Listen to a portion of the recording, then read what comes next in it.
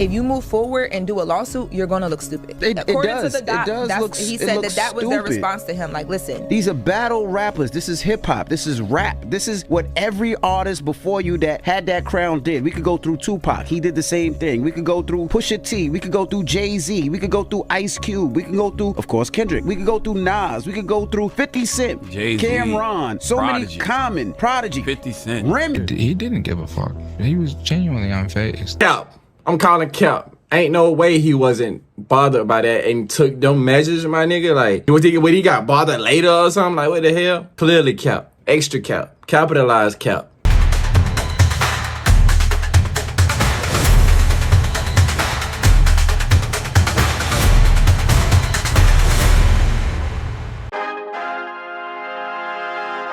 Welcome back to Pop Pulse Reacts. If you're new here, make sure to hit that like button, subscribe, and share this video so you don't miss the latest hip-hop drama.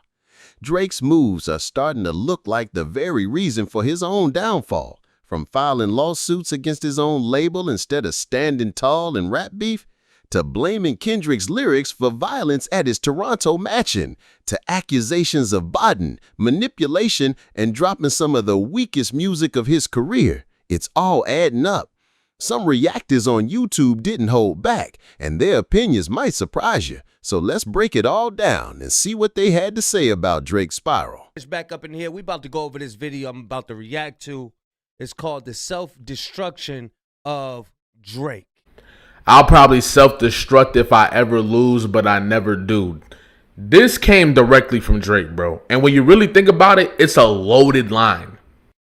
Now, I know y'all tired of hearing about the Drake stuff and all of that, but we here for all of it. This is the topic of discussion. You know what I'm saying? And we got to get into this, man. It's a loaded line. Before we even get to what I want to talk about, let's dissect that line. Drake had reached a point in his career, right, where he believed that no matter what, the industry was going to protect him, that he was above the law. That's essentially how Drake viewed it.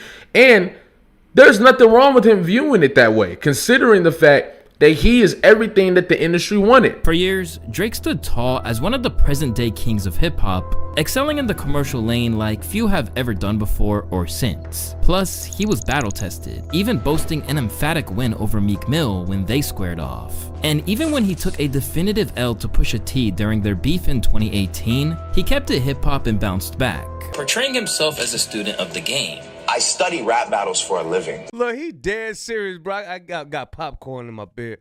Man, bro, I study rap battles for a living. I'm dangerous. You need to watch out for guys like me. No, you need to watch out for Dot, nigga. Did he? No, he didn't.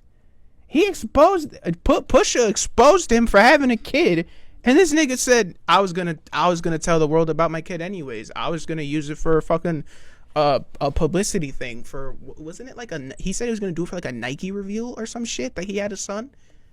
Nah, get the fuck out. Now, when you mention defenseless people who are sick in the hospital that passed away, that really sent me to a place where, you know, I just believed then and believe now that there's just a price that you have to pay for that. You should have dissed him better. Even to this day, everybody thinks Push whooped your ass. He pushed your shit in that rap battle. With the story of Adonis, or what was it called? Or story of Adidon, whatever. So for as much as I study rap battles for a living, and he mentioned things about dead people, and which is rightfully so. Don't get me wrong. Yes, anytime people mention dead people, it is in the most disrespectful way, always, and does always, in my opinion, it always deserves the proper response to that shit. Kendrick Lamar came along. After throwing out some bait with Like That, a battle ensued, which, as you all probably know by now, led to the biggest defeat of Drake's life. And all the while, both Drake and his team claimed that he was unbothered. He didn't give a fuck. He was genuinely unfazed. Cap. I'm calling cap. Ain't no way he wasn't bothered by that and took them measures, my nigga. Like, when he got bothered later or something, like, what the hell? Clearly cap. Extra cap. Capitalized cap. As he shouldn't. He's a fucking guy. I respected it a lot, and I talked to him. That shit didn't bother him. I never. Yeah, he's the guy, man. Why he got on doctor gloves? What is you doing? Saw him down. I don't know, bro. I don't know. He just seems like he was lying the whole time with that. Because look, he doesn't even have he's not like, I'm not saying Yachty's got to be like super animated with how he has to like respond and defend Drake, but just like the way he said he's not bothered by it just came off super like just not authentic. Like it's just both Drake and like almost his like a team cope claimed that he was unbothered. He really did. He didn't give a fuck. He was genuinely unfazed. As he shouldn't. He's a fucking guy. Like look, he wasn't bothered by it. I mean, as he shouldn't, man. He's the fucking guy. Like, like he tried to do the whole like, he's the. I don't understand, but it just came off so fucking fake. Oh, he's the fucking guy. Like, why would it bother him? Like, I don't know. To me, it felt like even Yachty was coping for him because he knew Kendrick was low key whooping his ass, but Drake was his guy, so he wasn't gonna. He wasn't gonna say that shit. Which I mean, solid to him. That's a solid homie for sure. You ride with your homies regardless. Doctor gloves. What is you doing? Saw him down. Ever. I never saw him kicking his fucking foot, holding his head down. And then to a point where I just stopped talking to him about it because I felt like I was the one bringing him the negativity. Bro, shut the fuck up, bro. That's all he was going through for months, dude. I don't give a fuck. But it's clear now that nothing could be further from the truth. Not only is Drake obviously bothered by it, but it's hitting so hard that he's not just spiraling as Kendrick prophesied on his song Euphoria, but he's taking his entire career down with him through a string of historically bad decisions. And now, the fact that he's moving forward with a defamation lawsuit over a diss track feels like the final nail in the coffin for his legacy in hip-hop. If you move forward and do a lawsuit, you're gonna look stupid. According to the doc, he said that was their response to him. Like, listen, these are battle rappers. This is hip hop. This is rap. This is what every artist before you that had that crown did. We could go through Tupac. He did the same thing. We could go through Pusha T. We could go through Jay-Z. We could go through Ice Cube. We could go through, of course, Kendrick. We could go through Nas. We could go through 50 Cent, Jay-Z, Cameron. So Prodigy. Many Common, Prodigy, 50 Cent. Rem. Basically, what they saying is what this shit was built up off of. How you gonna partake in a culture, a industry, a genre that was built up off of a certain thing, and then try to renege and say no? You know, I'm gonna be a part of it, but I don't want to be a part of that part. What? This is it. Exactly. Like, and that's what makes this whole situation funnier, because of the fact that we saw in the clip before, Drake said, I studied battle rap. I do that shit for a living. For him to turn around and then sue because he's offended, or at least is upset that the public perception of the rap battle was he lost. Like, if you studied rap battles, you should know. You should have studied how rappers act when they win the rap battle in the public eye, and how they react when they lose a rap battle in the public eye. When you lose a rap battle as a genuine rapper, a student of the game, what do? You shut the fuck up, you get back in the studio, and you start writing some shit. You start saying some shit. Recently, Drake and his legal team filed an 81-page lawsuit against UMG. The reason is because of their promotion of Kendrick Lamar's diss track on Drake, Not Like Us. However, instead of just taking the L in his beef with Kendrick, many fans think this is Drake's way of responding to the beef with legal action. But that leaves us with a couple of questions. Like, why is Drake suing UMG? Why isn't he suing Kendrick? And what does Drake hope to gain from this lawsuit? What Drizzy is experiencing now doesn't even come from this specific era. Instead, it's a bar from More Life's Do Not Disturb, where he said, I'd probably self-destruct if I ever lose, but I never do. Because now that he's facing a career-altering L, he's essentially done exactly that. But this didn't happen in isolation. Instead, it's been an accumulation of terrible moves that's led us to this present moment where now, it appears he may have done irredeemable damage to his career, legacy, and prospects for the future. At the moment, Drake is suing Universal Music Group in federal court for spreading what he deemed to be a false and malicious narrative about him.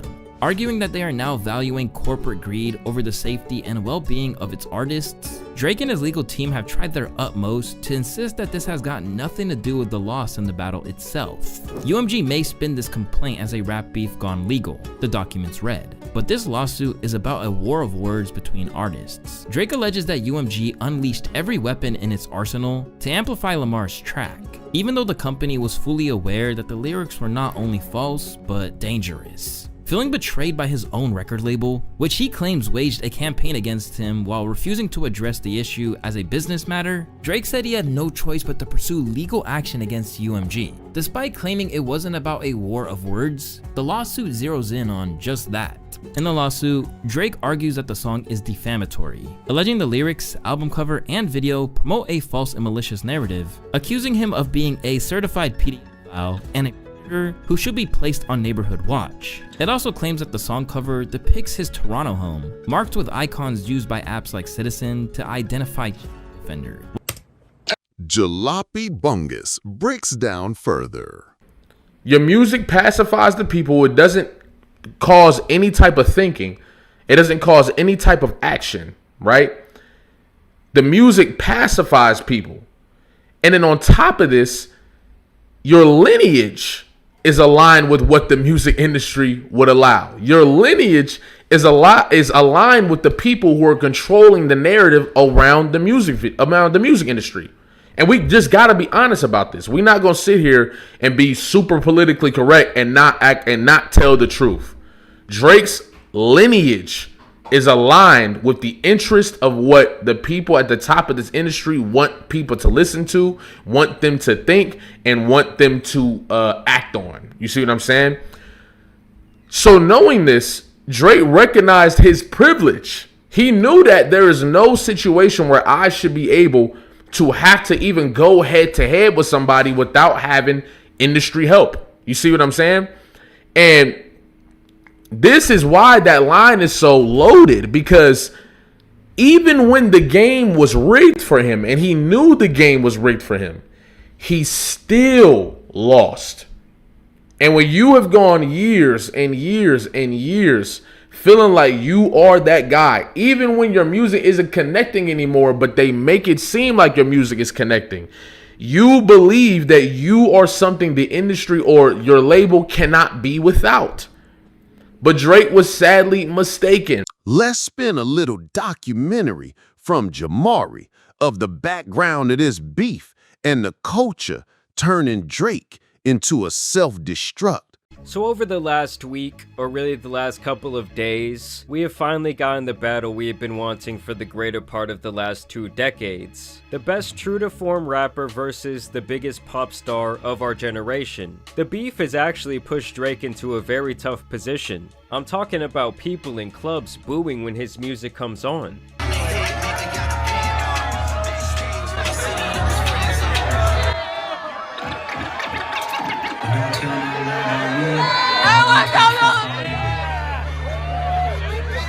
And now the whole internet is clowning him and dancing to him being called a creeper.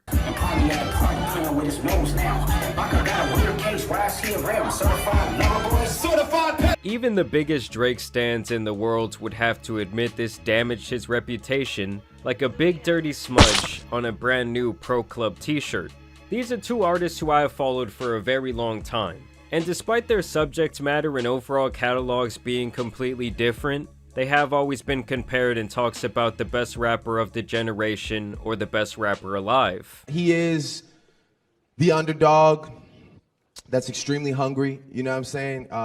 Or maybe it was you that was like, is Kendrick Lamar your biggest competition like in this generation or whatever? Yeah. And I think that Kendrick has like the utmost potential, man. It should be noted here that people used to say the big 3 rappers were Drake, Kendrick, and J. Cole. But recently Mr. Fulton Close went and etched his own face off of that monument of rap, but that really might have been in his best interest. Apparently Schoolboy Q made the call to J. Cole's flip phone. Either way, Kendrick really did not like the big 3 buddy-buddy ending to this rap fairy tale. He did not want to be involved in First Person Shooter, the single on their little friendship tape. Kendrick said F that, it ain't the big 3, it's big me. Then of course J. Cole would infamously reply, or really apologize. And I know this is not what a lot of people want to hear. I know I can hear my niggas up there right now like, nah, don't do that. But I got to keep it 100 with y'all, right?